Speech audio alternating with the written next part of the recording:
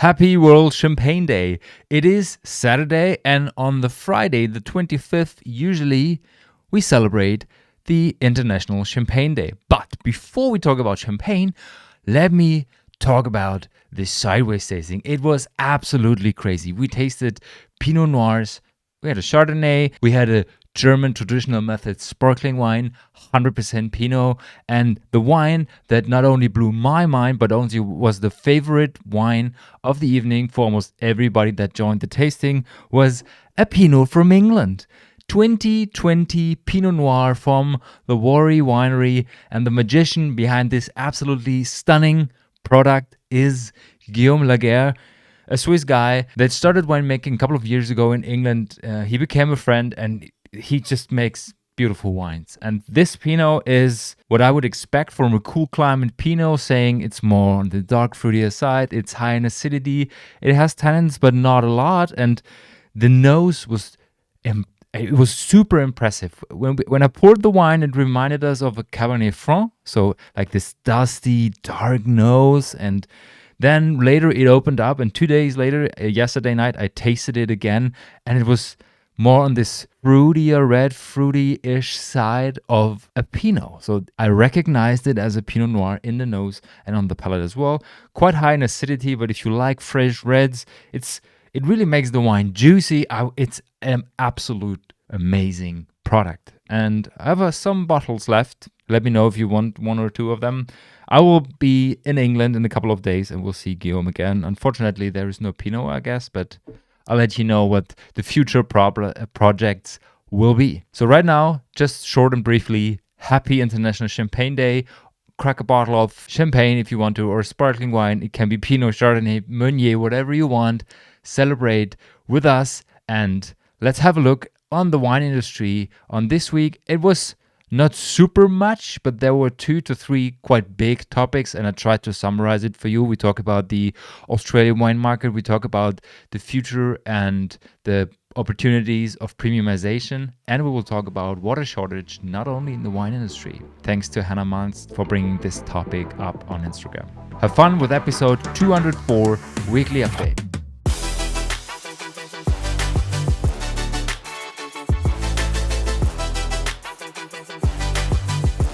Welcome to the Pinot and Pixel podcast episode number 204. This week's news start with, of course, a news that is related to the International Champagne Day. A hotel in Singapore, the Intercontinental Singapore, opened the world's first drive-through champagne. I don't know if this is super interesting for most of us, but let me talk about it. Okay, we see this absolutely amazing, beautiful hotel. Room rates start at 300 per night, go up to over 2,000 if you want to have the suite, the luxury suite. What we see is a Bentley waiting in front of a hotel entrance, as it looks like. And then you have this small box, small compared to the hotel. It's 2 meters high or so, with a super magnum. It's a 6 liters, 10 liters bottle. It's a big size bottle of Dom Perignon in a window screen or behind a window screen. And what you can basically do is you can order your champagne in their online shop. I just press play. You can order your wine in the online shop. Then you stop in front of the hotel and a guy picks your order and brings it out to your car. And I don't know if I would call this a drive-through. It's more like a delivery service with a pickup or so. A drive-through for me would be more like I come to a window, I order a bottle or a glass or 2 glasses of champagne, and they are served in the same or in the next window. But, I mean, if you would call it a drive-through, it is one. You can order your champagne, grab a bottle of champagne, and then just leave and enjoy the bubbles at home. They have a quite interesting lineup with Dom Perignon, Dom Gruyère, Charles Heidsieck, for example. So the list is quite impressive. And what you can also order with your champagne is a box of caviar, of course. So yeah, the champagne drive-through menu. Vergnon is on the list, Lancelot-Pienne, Charton Taillé, Berèche et Fils. It's quite an impressive list. Adrien Renoir, Frédéric Savard. You'll find your stuff in the Singapore dollars. So Singapore dollars is 0.7 in euro, so 150 euro for a bottle of 2018 Frédéric Savard. It's fairly priced, I would say, especially when you get it by driving through. It's totally fine. I don't know if this would work somewhere else, but at least in Singapore, maybe in the UK and London, I could imagine that the UK is quite big in drinking champagne. So yeah, probably not. I recently read some statistics on the export market of France, and that champagne is responsible for 91% of the value of the exports. That is crazy. And some of those great bottles apparently are shipped to Singapore. Talking about the international market, I will do an extra episode in that because it is super interesting. The Prowein Business Report 2023 was recently released. It's a study conducted by the Hochschule Geisenheim University in Germany, working with experts in the market, including statistics, including specific numbers from all the global markets, and including surveys. Just to wrap this up for you, in general, the market sees a decline. There's a rise in sparkling wine, while still wines are declining. The whites dominate the still wine category. If companies want to adapt to this decline, they have to update their portfolio. They have to change their communication, making wine more accessible, especially to the younger generations. Fresher, lighter, maybe lower in alcohol, even offering non-alcoholic options, stuff like that.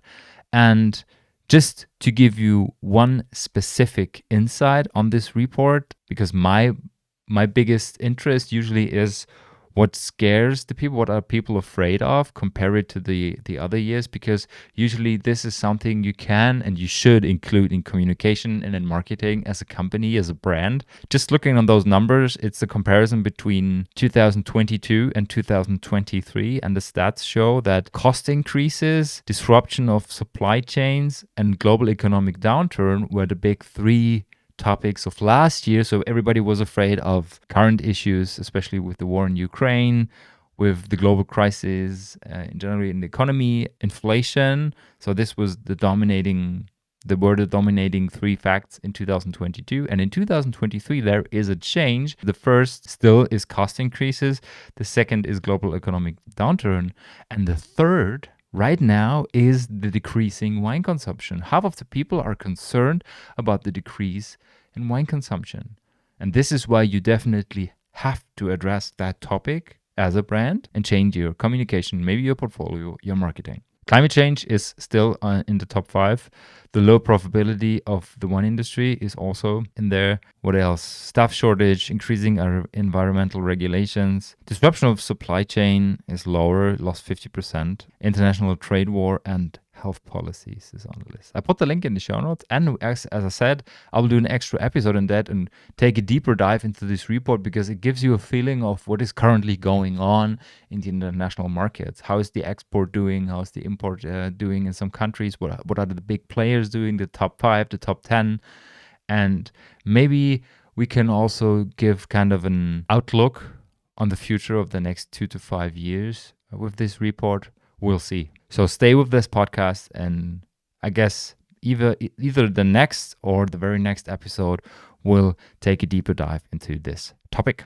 Talking about challenges in wine markets, we talked about this in the podcast. Australia was able to ship their wine to China, to mainland China again, without having to add taxes, because China said, okay, we solved the problem, quote unquote. And right now, what shall I say, Australian wine exports are booming. There was an explosion over the last months. Just looking at the graphs, the tariffs were dropped at the end of March, and the graph shows almost nothing, the ale of million Australian dollars for the export. And then April started with, 75 probably. In May, it was $200 million. In June, it was $140 million. So in total, just over the last 6 months, they had a jump from $8 million per year to $612 million.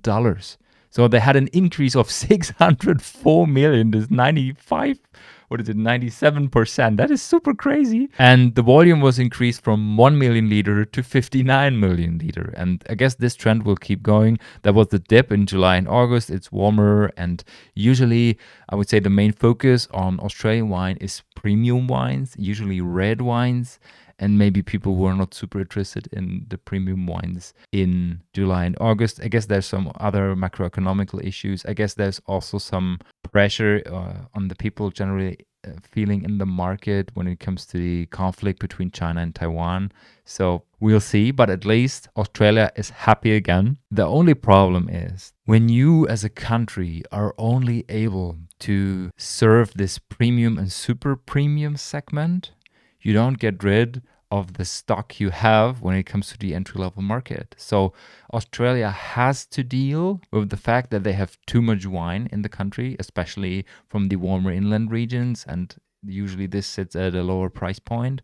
And the main wines that are exported to China is $20 and above. It is still a problem, not only in Australia, but in other countries as well. And Australia has to regulate that. And I don't know if they will, dug out some wines or so, but this is one solution. And maybe in a couple of weeks or months, we will also talk about, support projects from the government for getting rid of some wines in Australia. The surface of Australia is about 150,000 hectares under vine, so a bit more than Bordeaux. But of course, it's a whole continent.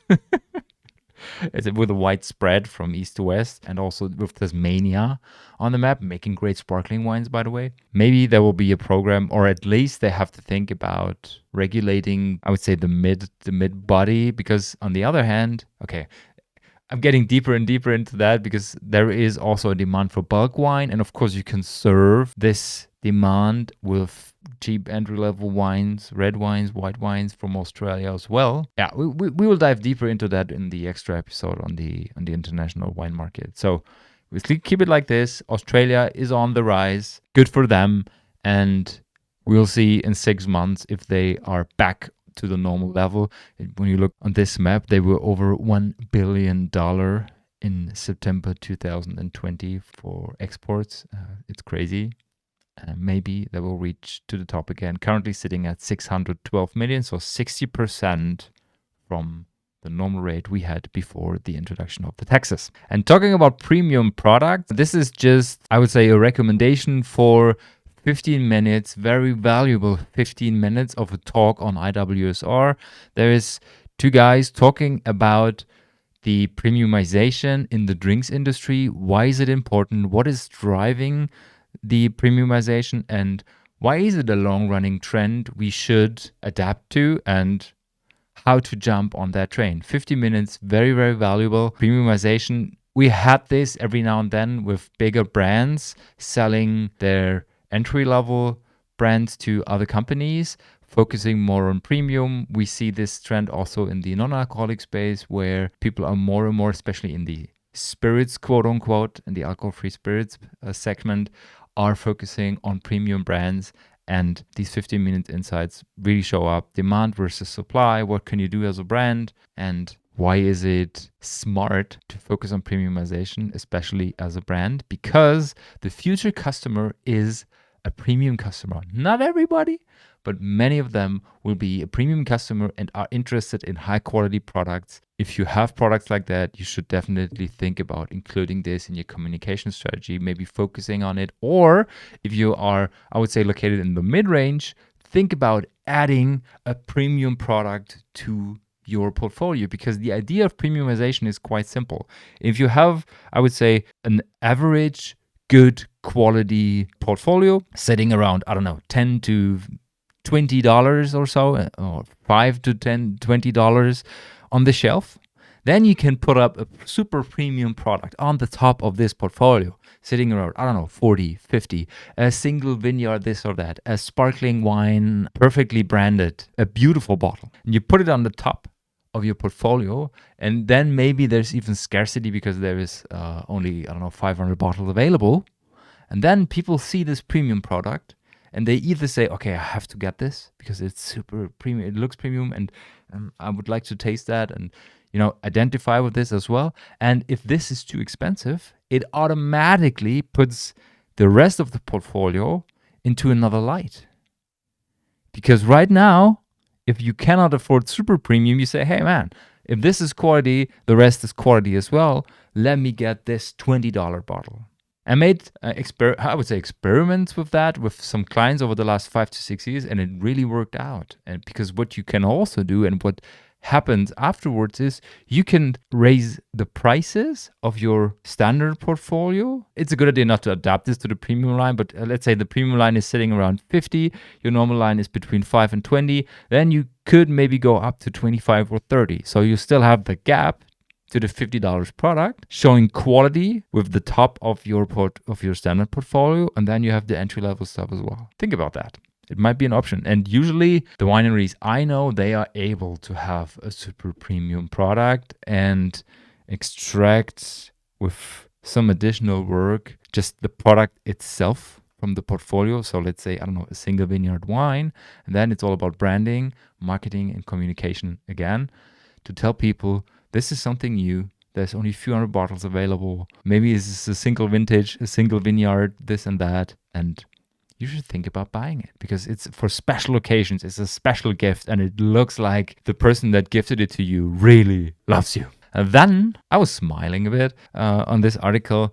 There was an article in the drinks business called Why It's Time to Start Defending Wine. And what should I say?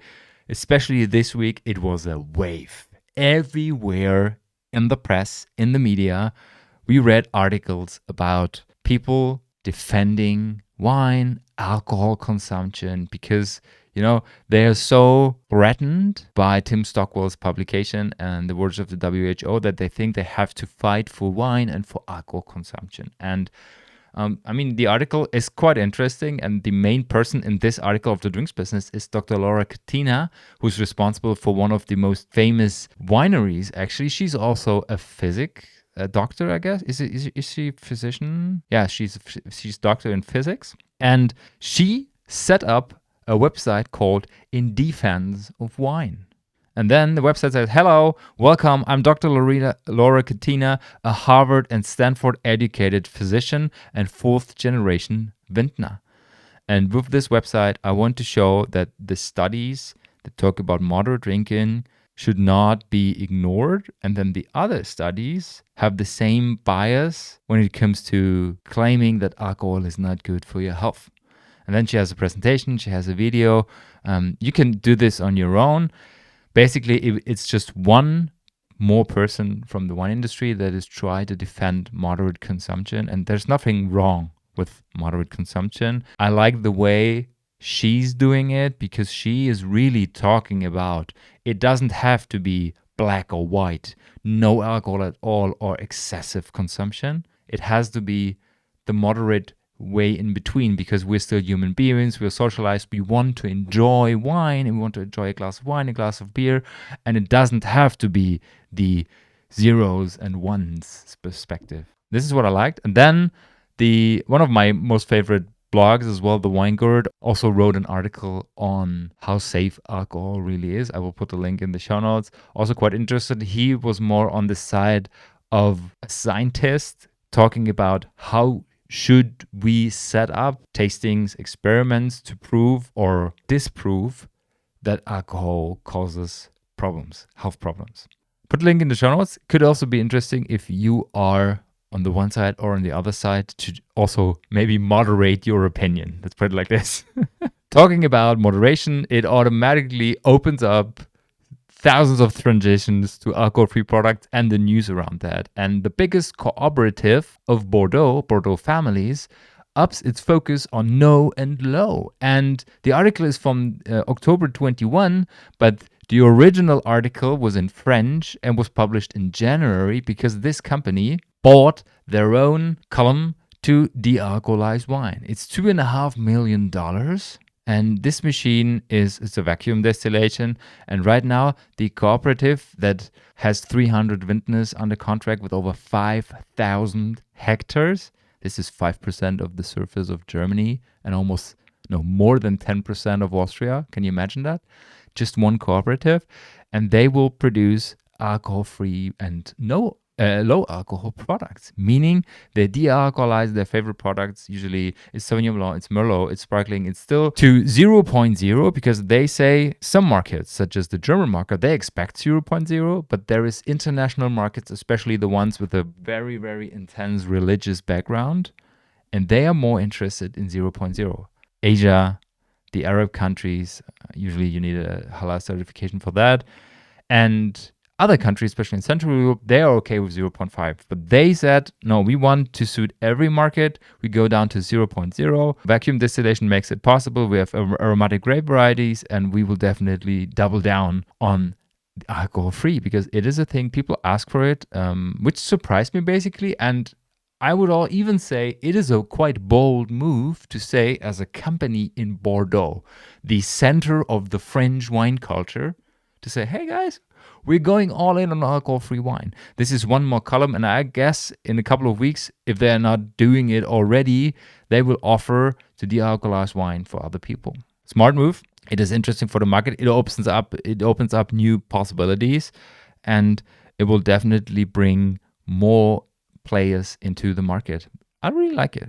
I haven't tried their wines yet, and it was quite tough to find them, actually. Maybe they are still talking about the portfolio in that article. And the French one, they were also talking about partially de-alcoholized wines ending up at around 9% because they say there is a demand in the market for wines that come from Bordeaux, that taste similar to the normal ones, quote unquote, but they are low in alcohol, so sitting around 8 to 10%. So if you're not a fan of alcohol-free wines and maybe you think that alcohol-free beer doesn't taste like beer and you want to have something different, there might be a trend you'd like. It's called dirty soda. And of course, it was invented in the US. And basically, dirty soda sounds a bit awkward to me, but also in the same way, like, I want to try this product. So what is it actually?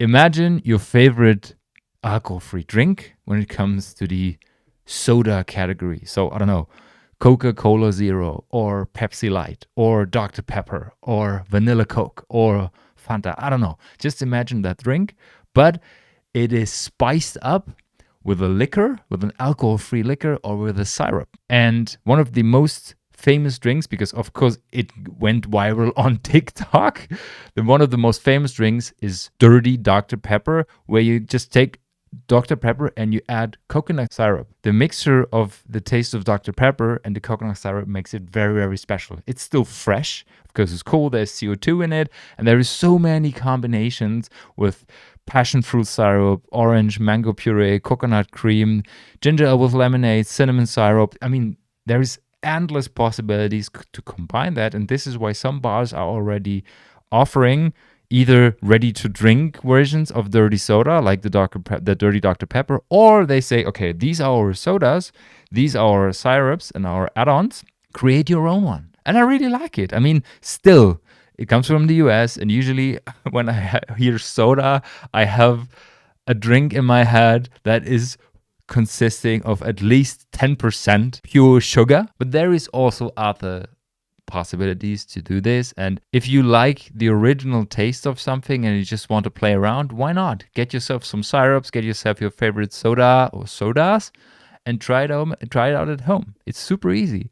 And if you serve this in a bar in a glass that looks like, I don't know, a cocktail glass, a martini glass or so, it also fits in society and social gatherings. And maybe this might sound awkward to some people, but social pressure while drinking is a big thing. There are studies showing that people that don't drink alcohol in social gatherings, and showing this publicly through a can or a normal glass or so, that they feel excluded. Because there is people saying, why are you not drinking alcohol? Is everything okay?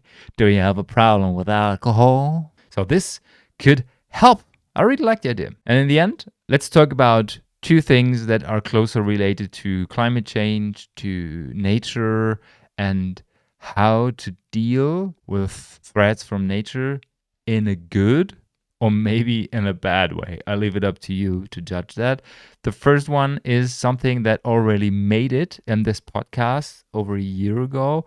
And at that time, we were talking about technology, about AI, about the future. In my opinion, the video quality is way better. This is why I included it in the podcast. The winery is quite transparent on the use. We talk about Bellinger Estates in Oregon in the US, and they are using, I press play while talking, and they are using this laser that tries to scare birds in the vineyard.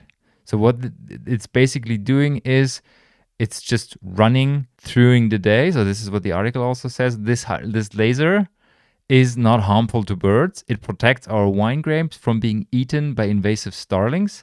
The birds see the laser as a solid beam during the day. They don't like it, and then they avoid the area. We run it during the day for the short few weeks before harvest. I run it at dusk just to get the sweet videos you see.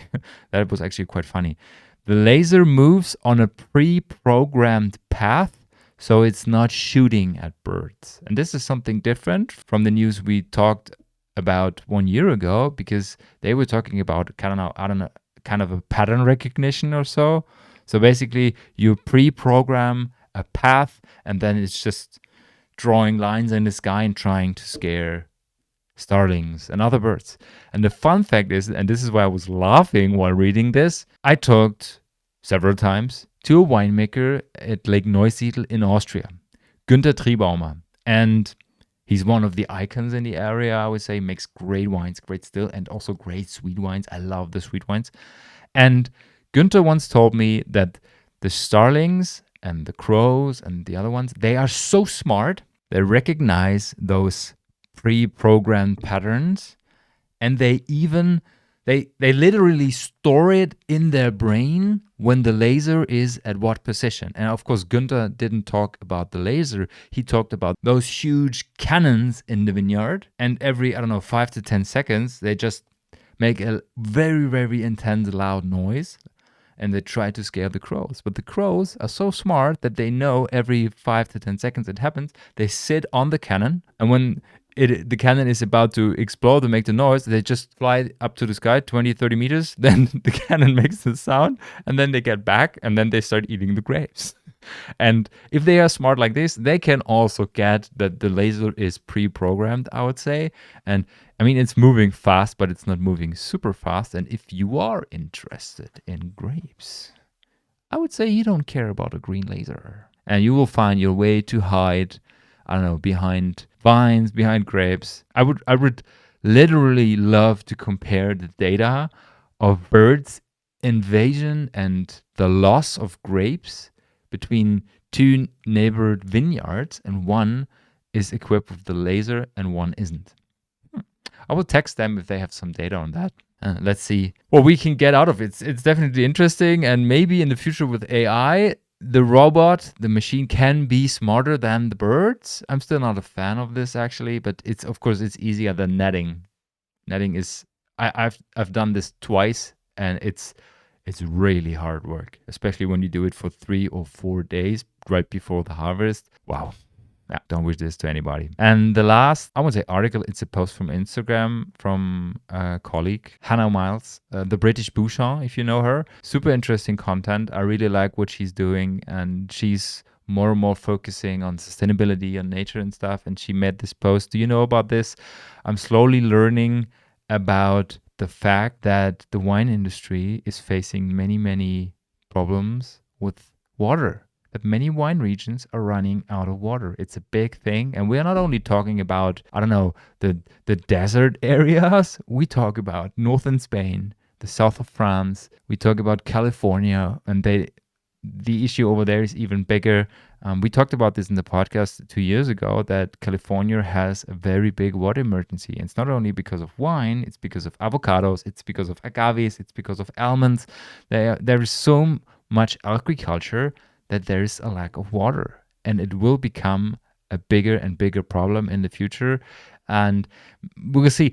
This is also, it's a very important topic, and we definitely have to talk about it, what this means for the industry, what we as human beings can contribute, basically against the water shortage, what we all could do to solve this problem, maybe regionally, if not globally.